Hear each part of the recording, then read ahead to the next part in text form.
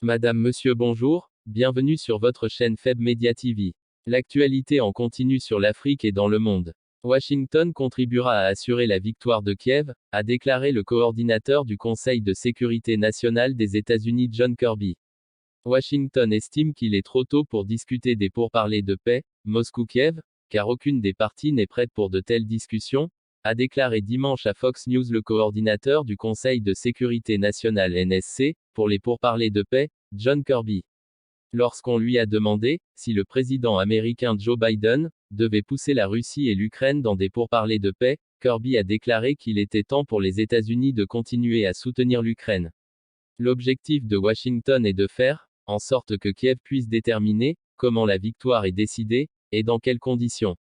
Nous ne voulons pas que l'Ukraine soit vaincue par la Russie, et c'est pourquoi nous continuons à rechercher de l'aide et du soutien, a déclaré le haut responsable, ajoutant que les États-Unis à eux seuls ont déjà accordé à l'Ukraine 7 milliards de dollars d'aide et de soutien. Discutant d'éventuelles discussions futures, Kirby a déclaré que le président ukrainien vous dira que ce n'est pas le moment de ces pourparlers. Le président russe Vladimir Poutine n'a également montré aucun intérêt pour les pourparlers de négociation, ajoute le responsable américain. Plus tôt cette semaine, le porte-parole du Kremlin Dmitry Peskov a déclaré que Kiev pourrait mettre fin au conflit en un jour en ordonnant à ses troupes et à ses forces nationalistes de déposer les armes et de se conformer aux exigences de Moscou. La Russie a précédemment accusé l'Ukraine de bloquer les pourparlers de paix, qui n'ont pas eu lieu depuis mars. La partie ukrainienne a insisté sur le fait qu'elle ne reviendrait pas à la table tant qu'elle ne serait pas dans une position de négociation plus forte.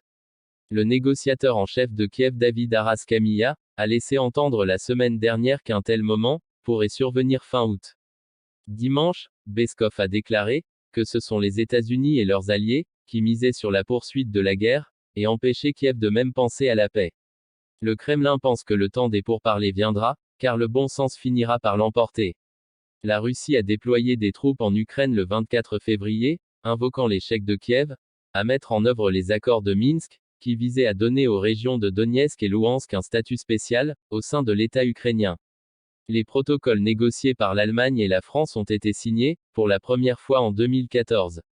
L'ancien président ukrainien Petro Poroshenko a quant à lui admis que l'objectif principal de Kiev était d'utiliser le cessez-le-feu pour gagner du temps, et construire une force militaire puissante. En février 2022, le Kremlin a reconnu les républiques du Donbass comme des États indépendants, et a demandé à l'Ukraine de se déclarer officiellement pays neutre. N'oubliez pas de vous abonner et surtout de cliquer sur la cloche de notification. Likez la vidéo si ce n'est pas déjà fait.